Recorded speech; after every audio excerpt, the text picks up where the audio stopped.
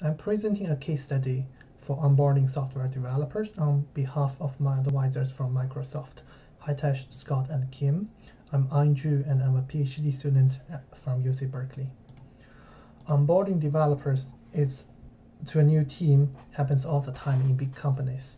It could take a few months or more than a year for a new developer to be fully productive. Along the process, there are many stages, there are many stakeholders, and it influences a lot, including the new developer's retention and the team's productivity.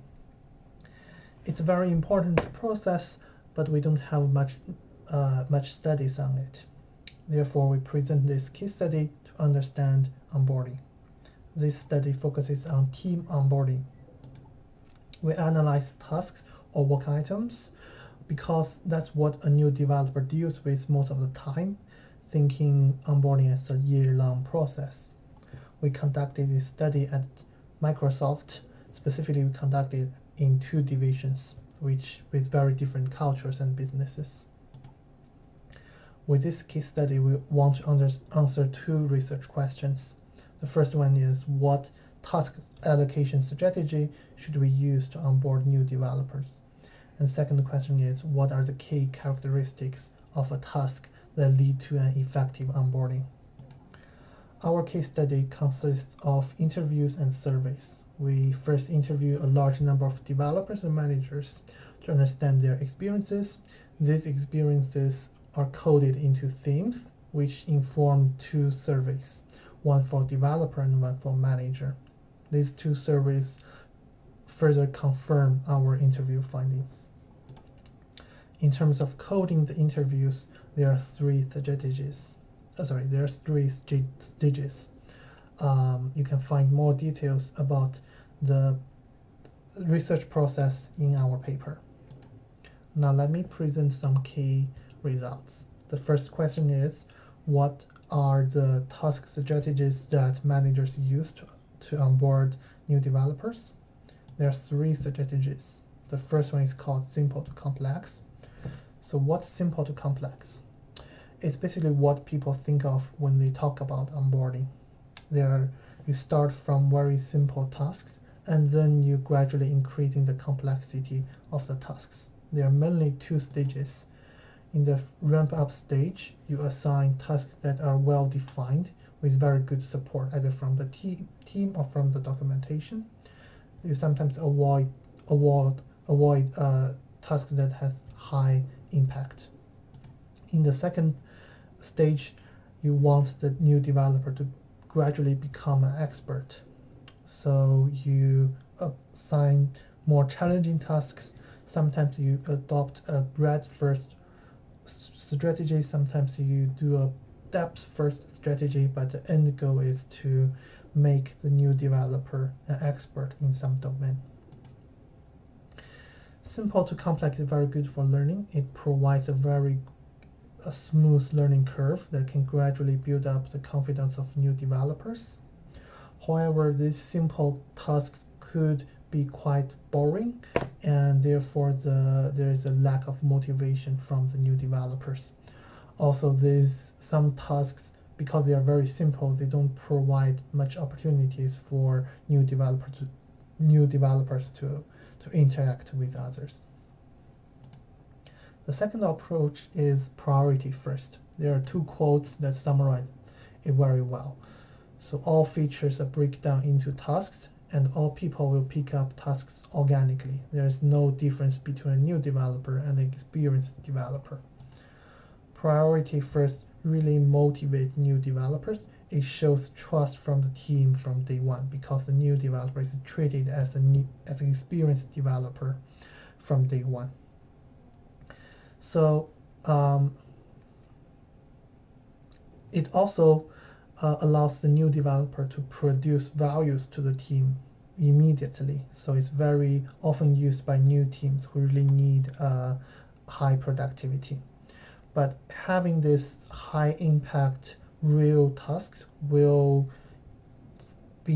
could be very challenging for new developers. It could cause new developers to feel pressured and lack of confidence. So that's something you should pay attention to. And from our interviews, managers may pair the new developer with an experienced mentor who will help the new developer to work through the tasks. The third approach is called exploration-based. In this case, new developer will work on an underdefined task on its own. For example, they may work on a new feature, or it may work on a technical spike, trying some new technologies. It provides a great degree of freedom to new developers. It also helps new developers to build an ownership of and build confidence. And owning a part of the project is very helpful for onboarding. However, underdefined tasks require the new developer to deal with ambiguity and to communicate with many people, and that could be challenging especially for junior developers. Our survey showed that most developers can choose one of the 3 strategies to represent what they are doing. Furthermore, we find that simple to complex is more often used to onboard junior developers. Okay, so knowing the 3 strategies, let's take the second research question. What are the key characteristics of a task for effective onboarding? So what's effective onboarding? We think we want to find tasks that provide learning opportunity for new developers, tasks that help build up confidence, and tasks that can facilitate socialization to help the new developer find a position in the team. What tasks help learning? A task that's well supported either by documentation or by team will help learning, because a new developer can very quickly find the information that's unknown to the new developer and learn it. Furthermore, explaining the big picture first, knowing how this task connect to the rest of the part of the project will also be very helpful for learning. In terms of building up confidence typically comes from finishing tasks. Therefore, if you assign tasks that are well defined and has a clear outcome, that will help the new developer to measure their progress and to build up confidence. It's also good to assign tasks that are well supported by the team, where the new developer knows that there is someone who they can seek help from regarding the task. That will be very helpful in terms of confidence. Socialization. So tasks that require collaboration will naturally facilitate socialization, because the new developer will have to interact and collaborate with others. But in general, tasks that require seeking help from the team will also help socialization. And in some cases, there will be a mentor who helps the new developer working on a task, and the mentor is a good point person who can introduce the new developer to the team, and that also facilitates socialization. Based on our findings, we provide some recommendations to practitioners. You can find our findings as well as the recommendations in our paper. Our survey confirmed that the experiences are quite representative for developer experiences, also for manager experiences. Furthermore, our recommended practices have already been using by some managers in the to onboard new developers, suggesting that these recommended practices are quite useful and actionable. All right. So here are some takeaways from our case study. If you are a practitioner, you can choose one of the 3 strategies to onboard a new developer. If you are a researcher, our case study also opens some new interesting research directions, such as can we build an automated system with some objective measure of tasks to facilitate onboarding? And can we build some system that can provide a better team support for new developers, since team support is very good for learning, confidence, and socialization. That's all. I want to say special thanks to my advisor Hitesh, who will answer your question after.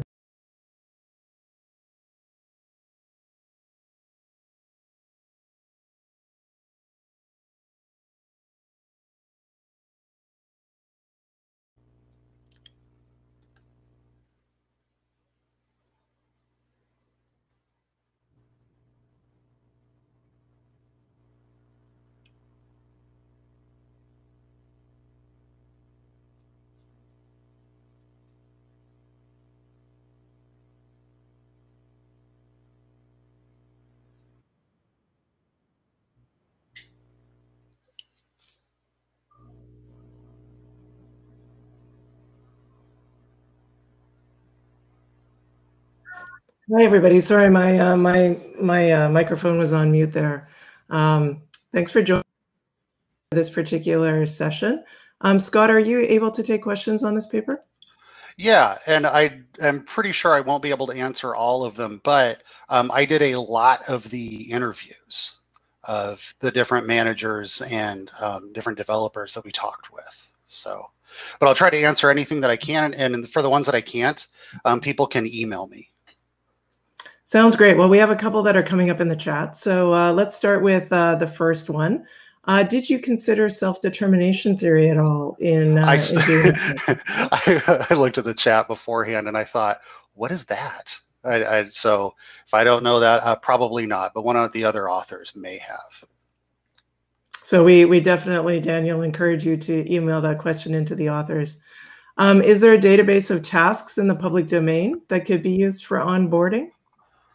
We did not look at that. And the reason why is that in this case, we were talking to different Microsoft engineers and managers, and in all cases, there was some form of a backlog already of tasks. So people were looking at, do they pick the top thing on the backlog, or does the manager, typically the manager and or the onboarding buddy, pick like an easier task for someone to get started with, just depending on the context of like what were they supposed to be working on to begin with and how they feel.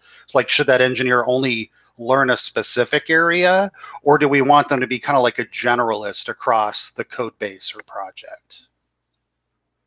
And do you think that the study is programming language specific in any particular way? No, absolutely not. We didn't really talk about programming languages very much for this. And in Microsoft code bases, it's kind of uncommon to only work in one language, regardless of what kind of developer you are. And do you think that different people have different needs regarding their learning, their confidence, or their socialization? Absolutely. So the first thing is that I'll step back. So I think one of the most important things for onboarding is to have an onboarding buddy, and also to have that manager, even their very first day, make sure there's some sort of one-on-one or check-in. And that's really a good time, like those first meetings, to kind of get to know each other. And for that person being onboarded, what's their learning style? How do they want to get started? It's really good to ask, like, hey, do you really want to like drink from the fire hose and learn as much as you can as fast as you can? Or are you the type of learner that kind of needs to be walked through it a little bit? Or do you want to be left alone for a while and figure out, how quickly can you assimilate this kind of knowledge? And one of the hardest things, regardless of the onboarding strategy that you use, is typically confidence is going to be low for everyone who's onboarding, regardless of the strategy. And the reasons, there's a few reasons why, but one of the biggest ones is, just about anybody who joins a team wants to show their value right off the bat and be productive right off the bat.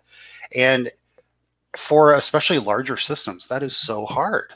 Like, the learning curve's so big, and a lot of times there's a lot of tools to start learning, and then there's just permissions. Like, one of the things that makes people confident right off the bat is on their very first day or first couple of days, they can actually check in code and test it, and they're productive. They can get started. That's a big one for confidence. And then socialization, onboarding strategies related to socialization, it's really important. And so what I mean is that, like, when you pick the strategy of, let's just pick like a small item off the backlog, one of the problems is that a lot of times, or let's say you just pick a bug, because that's a very common way of onboarding someone without putting a lot of pressure on them.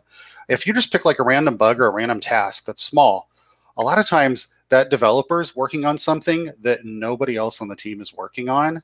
And part of socialization is actually working with those other team members. So a strategy around that is, regardless of whether you assign smaller tasks or the big ones, the onboarding buddy and manager should try to engineer their onboarding such that that person isn't only working with one other person for like the first 2 or 3 months. Find ways to get them incorporated. It's not just the team lunches, it's the, hey, how do I meet my team members and learn how to work with them? Well, you have to get them to pair on certain tasks, or at least maybe even move some of the onboarding tasks or for the person who's like their buddy, have some other team members take on some of those onboarding tasks so that the new person is working with multiple people on their onboarding. Yeah, I was wondering if, as you were looking at doing these interviews and other interactions you had with some of these developers, did you look at all at how often they were doing pair programming, or did you look at whether or not they were involved in maybe code review tasks that could be a little bit more collaborative than solely programming a small feature? Really good question. I don't really think we looked at it in like a scientific way. It was more like, as we asked questions, a lot of times people were just kind of volunteering some of that information as to like, were they pairing with other people or not? And so I don't know how much we noted that, but just from memory, it was really team dependent. So some teams, for example, are very open to pair programming and want like the majority of their time being spent pair programming with others. But for a lot of the teams, it would just be case by case. In other words, for this task today, it makes sense to pair with someone. For the next task, maybe it doesn't make as much sense, or the person you'd pair with is not available. Pair programming still isn't that prevalent, at least for the teams that we talked with. But there were opportunities to work with others. And do you think there would be any opportunities to sort of shadow some of the newcomers in any way using some remote technology? I mean, it could be a little creepy, but it could also be a way of actually finding out what they're experiencing. It hasn't been necessarily specific to onboarding, but at Microsoft, there's been multiple times where people use even things like Windows telemetry to understand the overall development experience of all engineers at Microsoft. And then you could segment that by people's hire dates to see, the differences between the new hires and people who've been around for a while. But is there any if anybody did that, sorry, before I finish, if anybody did that, I would strongly encourage to make sure that people get interviewed as well, or just some sort of way of supervising them otherwise, because I'd love to just have a telemetry-based answer for this, but it's kind of a combination of talking to the people and looking at the telemetry to make sense of all of it. Is there any question you wish you would have asked all the folks you interviewed that you didn't? And now when you're thinking back, you think, wow, I really should have asked that question. Well, especially in the world of COVID, I wish I could have asked. I wish I would have known what was coming. And I could have asked questions related to how would you onboard if you were only dealing with coworkers through calls and online communication, like you never meet them. If I ever have the opportunity to do a follow-up, I'd love to do one on what's it like onboarding just fully remote teams, or at least remote team members. That would have been a big one. Yeah, the first video in this section actually, looked at some of that remote onboarding. So it's really interesting having the two papers in the same session to kind of be able to juxtapose the, what was found in each of them. Yeah. And oh, go ahead. Go ahead. Oh, I was just going to say, I know it looks like we only have 30 seconds or so, but the reason why I think it really matters is because for the priority first one, when you pick priority first, sometimes the managers have to look at the new hires and just kind of gauge, are they too stressed? Are they having problems? And part of that is watching them in the room. That was one of the interviews that we had. The manager was saying that's how they know, like they're always watching that person to see, is it too much, even though they're really eager to take on hard tasks. Well, I'm really glad you were able to join us today, Scott, and thanks for all your work on this issue.